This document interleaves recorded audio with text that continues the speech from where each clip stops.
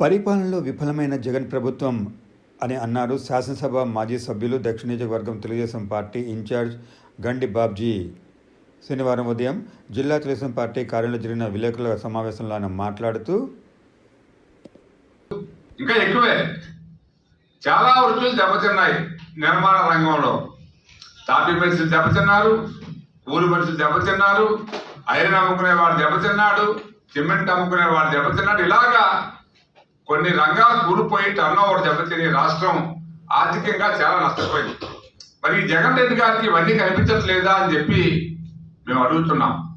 ఇవాళ ఈ రాష్ట్రం మేము 99% అన్ని హామీలు అమలు చేస్తున్నామని చెప్పిన ముఖ్యమంత్రి జగన్ రెడ్డికి ఇవన్నీ లెక్కలు, మేము ఈ లెక్కలన్నీ తీసి ఈ బుక్ తయారు చేశారు మా పార్టీ వారు, మేము కూడా. దీంట్లో డీటెయిల్గా ప్రతి జిల్లాలో నువ్వేమి హామీ ఇచ్చావు, నువ్వేమి హామీ అమలు చేయలేదు, ఏది అమలు చేసావు అని చెప్పి ఈ బుక్ని మేము తయారు చేశాం. ఇంకా పార్టీ ఈ బైండింగ్ అంతా మేము తయారు చేశాం. పార్టీకి దీన్ని అవసరమైతే పార్టీ కూడా రిలీజ్ చేయొచ్చు.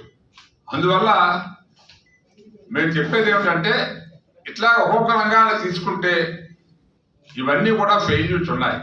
ఇసుక అయిపోయింది. ఇసుక అయిపోయిన తర్వాత ఈవేళ బీసీల యొక్క సప్లాన్ నిధులు ఉన్నాయి. సుమారు 1,00,000 కోట్ల పైనే దాన్ని ఈవేళ వేస్ట్ చేసి ఎన్నో కుటుంబాలకు నువ్వు అన్యాయం చేశావు.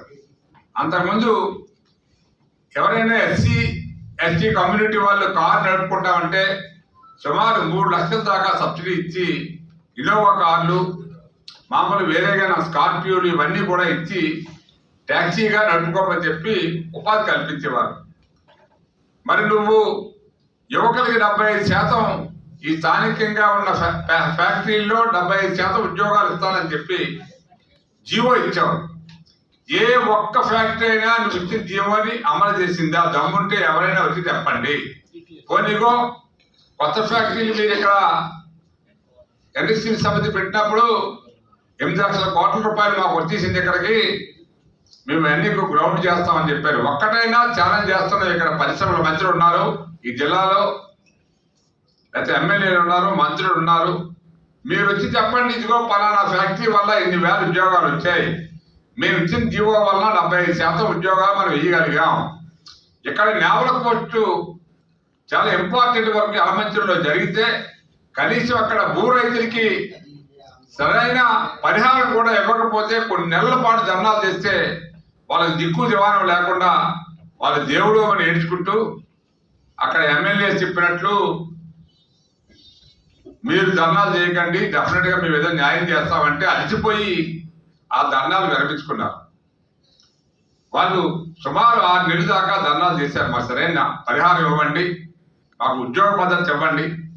ఇదే ముఖ్యమంత్రి చెప్పిన 75% ఉద్యోగాలు మరి ఎందుకంటే అక్కడ ఇవ్వలేదు? ఇవి కాకుండా నువ్వేదో ప్రై అన్నావు, అదేదో మనం శంకుస్థాపన చేసినట్టున్నావు. దాంట్లో ఎవరికి ఇచ్చావు ఉద్యోగాలు? పేరు చెప్పానండి. ఇక యువత పరిస్థితి అలా ఉంది. నువ్వు యువతకి ఏం చెప్పావు ఎన్నికల్లో? ప్రతి ఏడాది జనవరిలో జాబ్ క్యాలెండర్ ఇస్తాను, ఈ ప్రభుత్వంలో ఎన్ని ఖాళీలు ఉన్నాయో అన్ని ఖాళీలు కూడా తప్పనిసరిగా నింపుతాను, రిజర్వేషన్ల వారీగా అని చెప్పిన మహానుభావుడివి ఆ యువకులను మోసం చేసి, నిరుద్యోగులను మోసం చేసి ఈవేళ పాపం గడుపుకున్నాం. మళ్ళీ ఎన్నికలు వచ్చాయి కాబట్టి నిన్ననో మొన్ననో సబ్ ఇన్స్పెక్టర్లు రిలీజ్ చేశావు. కోర్టులో అది అయిపోయింది. తర్వాత ఎంపీడీఓలు గ్రూప్ 1 గ్రూప్ 2 రిలీజ్ చేశావు. అది కూడా ఈవేళ నేను ఏప్రిల్ లోపల తీస్తానని నమ్మకం నాకు లేదు. మేము ఇంటర్వ్యూలు చేసిన తర్వాత ఉద్యోగాలు ఇవ్వాలంటే ప్రభుత్వం మారిన తర్వాత ఉద్యోగాలు వస్తాయి ఏమో అని చెప్పి మీ ప్రభుత్వమే స్టేట్మెంట్ ఇస్తే ఎంతకన్నా సిగ్గుచేటి ఇంకోటి ఉందా అని చెప్పి మేము అడుగుతున్నాం. ఇది కాకుండా మీరు రాష్ట్రంలో ప్రతి గ్రామంలో నాడు నేడు స్కూళ్ళు ఉన్నాయి. ఆ స్కూల్ని మేము బ్రహ్మాండంగా 3 విడతలుగా బాగు చేస్తామని చెప్పాము.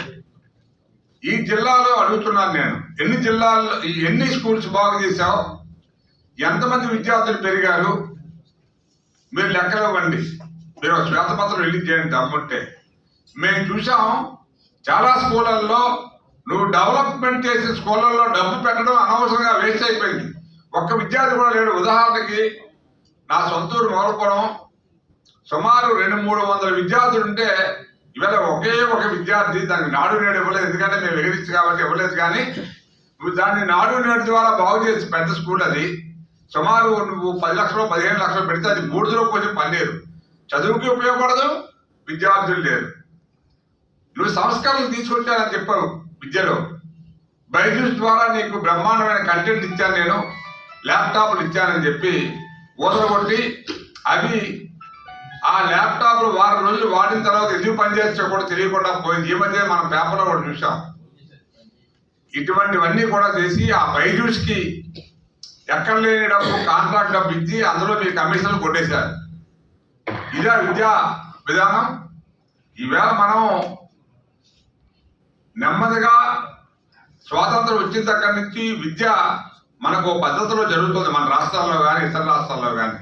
దాన్ని ఉన్న పరంగా ఒకేసారి నువ్వు తర్జుమా చేసి ఇంగ్లీష్లో పాఠాలు చెప్పేస్తానంటే ఒక పేజీలో తెలుగు అంట, ఒక పేజీలో ఇంగ్లీష్ అంట.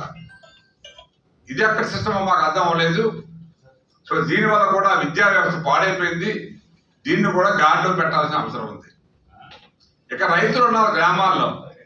నువ్వు రైతులకి ఇన్పుట్ సబ్సిడీ మన తుఫాన్ వచ్చింది, ఎంతమందికి ఇన్పుట్ సబ్సిడీ ఇచ్చావా, ఎంతమంది లాస్ అయిపోయారు, నువ్వు ఎవరికైనా డబ్బులు ఇచ్చావా? ఆ ధాన్యం తడిసిపోతే కొనే నాదులు లేడు, ఇప్పటికి కూడా కొనే నాదులు లేడు. నువ్వు ప్రతి గ్రామంలో రైతు భరోసా కేంద్రంలో కట్టేసావు అనవసరంగా 10 లక్షలు పెట్టి. కొన్ని గ్రామాల్లో తయారైపోయి, కొన్ని గ్రామాల్లో తయారవ్వలేదు. ఆ గ్రామాల్లో ఆ గ్రామానికి కావలసిన పనిముట్లు